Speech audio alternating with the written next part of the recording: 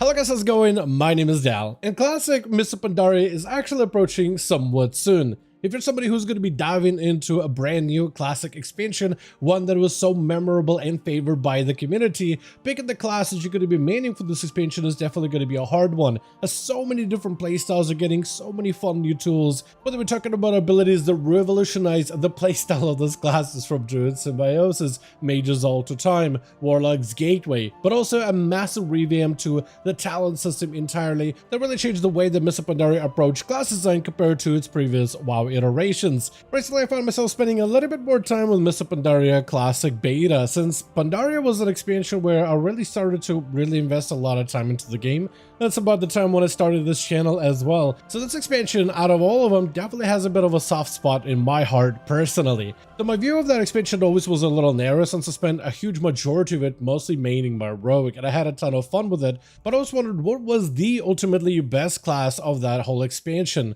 And I was able to put together 5 classes that most players will recommend when it comes to some of the best choices, the most competitive choices for Mr. Pandaria, based on all of the data that we have from way back in the day for some of the oldest logs out there from MoP era. As always, if you guys want to get more regular World of Warcraft updates in the future, be sure to follow the channel and subscribe, but otherwise, let's dive right in. The first class on the list will be the Warlock, which is one of the ones that I've seen pop up a ton during my research. And looking back at the history of Warlocks throughout the tiers of, I was about to say seasons, but the tiers of Mr. Pandaria, which are going to be coming out in phases, it does seem like Warlock in particular was looking like a very strong competitive choice. So if you just want to play a DPS that was looking like a fantastic all-rounder, many players agree that Warlock in particular was one of the top tier.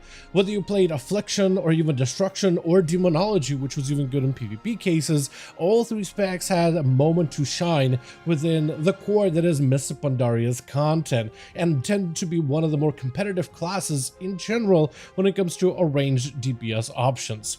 Affliction in particular had a unique mechanic that was unique to Mr. Pandaria and that kind of faded after a while, called snapshotting. That means whatever buffs you have access to at the time, and then you apply your dots, even once the buffs fall off, because the dots snapshotted with those buffs, they maintain those buffs going forward.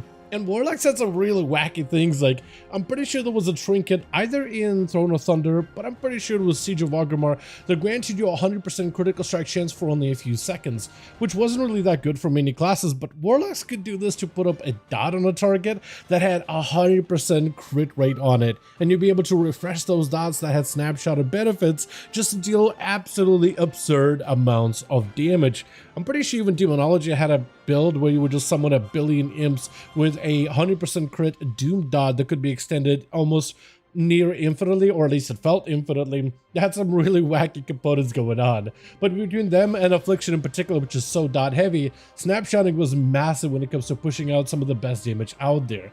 Also, compared to, like, if you played Warlock over the past few expansions, or even before Mr. Pandaria from other classic expansions, this was one of the expansions where Warlocks had a ton of mobility between your port, between the gateway ability that allowed you to go super far away from a distance, but you also had a talent called Kill Jaden's Cunning, which allowed certain spells to be cast while on the move. This was the expansion that gave Warlocks the most amount of mobility for a class that generally ends up being kind of like a turret class that doesn't really get a lot of movement. This definitely was one of the ones that was a fresh take on the Warlock class. Besides this, Warlocks had even unique things within Mr. Pandaria, like the Green Fire questline, which gave you a cool little mini battle for you to fight up against demons in order to unlock the ability to turn your spells a different color, going from red to green, and this affected both Destruction and Demonology, but it was yet another unique element that only Warlocks get to experience for Pandaria. So if you're really trying to get the most out of this classic expansion, I mean, Warlock seems to have all of it in spades. When it comes to comparing other ranged DPS classes out there, however, another one that players will argue was in one of its best in prime times was the class of Mage. Whether you played it as Frost, Fire, or Arcane, this class was arguably in one of its strongest eras during Mr. Pandaria specifically, only to be countered by maybe Mage's godhood within vanilla classic World of Warcraft, but Mr. Pandaria was definitely a different beast for Mages that really put him in the best light possible out there.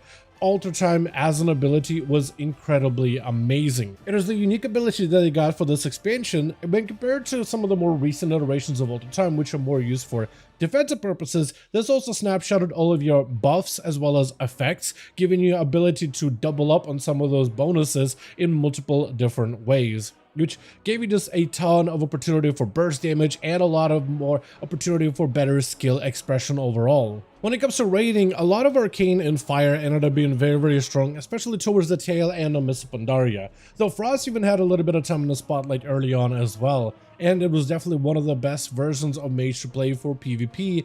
While technically all three specs were very viable and could do a ton of damage, Frost in particular was an absolute monster that established a ton of control between slows and a deep freeze stun, lots of shatter combinations, so many different ways to manipulate your damage with different bombs, different buffs, so much more mobility, a ton of utility. The class itself was just a absolute Swiss Army knife when it comes to PvP specifically. So this is why a lot of players do regard them as a generally great all-rounder option, no matter what type of content you're trying to dive into, whether you're looking at dungeons and raiding or potentially PvP. If I can switch gears here for a second, so far I've only talked about ranged DPS classes, but I do also want to highlight a tank and at least one single healer. And when it comes to tanks, there's a lot of solid options, though going back from the history of Mists of Pandaria and the logs that we have access to, as well as all the data from that expansion, it does seem like when it comes to tanks, two stand out the most as a very competitive option, primarily Blood Death Knight and Brewmaster. Both were very good for the expansion in particular, especially when it comes to its raiding scene, but many players, however, out there do recommend Blood DK slightly over the Brewmaster in particular for multiple reasons. Blood Death Knight definitely has gone through quite a few iterations, but in Mists of Pandaria, it was in one of its strongest forms. Not only was this spec as a tank extremely durable, which is exactly what you want to see out of it, it also had fantastic self-healing, which meant even better self-reliability than most other options out there.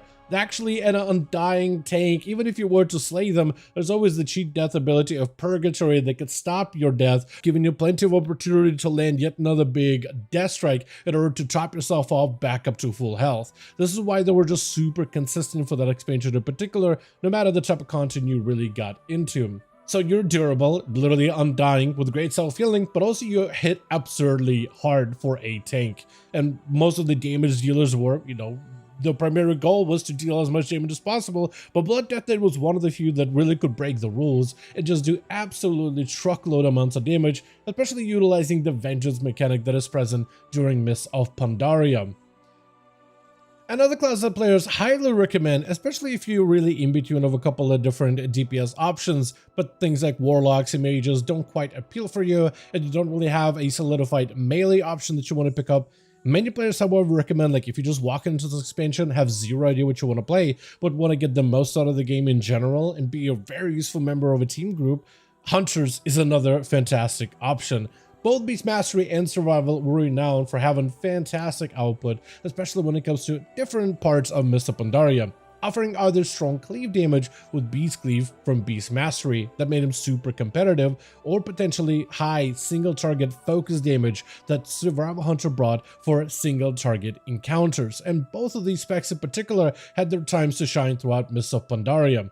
Hunters had essentially everything from dots, cleave, strong pet damage that was pretty reliable, as well as great overall set of utility for misdirection, aspect of the pack, trank shot, traps, true shot aura, but you also brought in even more to the table just from your pets. Not only were your pets just there as a traveling companion, somebody to deal damage with you inside of a raid or a dungeon, but they brought so much more to the table in Mists of Pandaria specifically. This set unique utility that got stripped out of the game over time. Pets came with various buffs that could be amplified for your party, which make Hunter in general a very versatile class. Pets could provide you spell power, mastery, stamina, haste, attack speed, critical strike, or just a raw 5% more stats to your group, as well as abilities like knockbacks, roots, even pet interrupts on a fairly longish cooldown, and even a combat res from certain unique pet archetypes. Hunter pets could do all of it and more. It was the most versatile class that you could bring to a challenge mode run dungeons, or potentially in PvP, or if you needed to fill up a buff in a raid, Hunters could do literally all of it. Lastly, I also wanted to mention at least one single healer spec to add to the list.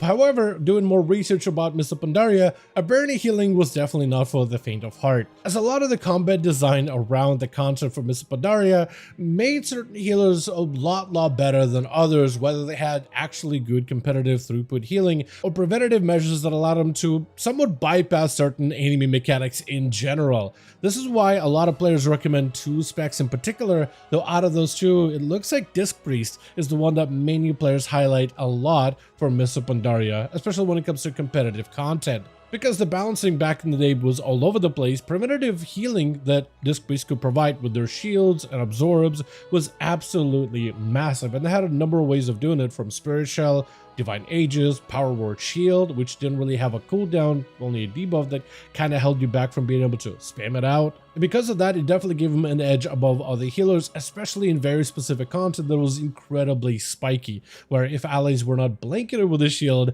it could potentially cause a full raid wipe. On top of it, you also have Atonement Healing, which is also very consistent for Pandaria, allowing you to focus on quite a decent bit of damage to do light healing, which was a huge integral core towards the Disc Priest playstyle. Not only were priests great for dungeons and raids, but they also were good in PvP generally. Their absorb healing, as well as penance and movement while healing, also give them a slight edge above some of the other healers out there, making them generally a fairly competitive option in certain class compositions, especially when it comes to a topic of arenas, for instance. But with that being said, as always, I do want to thank all of you guys so much for watching, and hope you guys did enjoy the video. If you did enjoy it or found it informative, go ahead and give this video a like. I would very much appreciate it. Also, check out this community if you want to pop in. Let me know all your thoughts in the comments down below, and as always, I'll see all of you guys in the next one.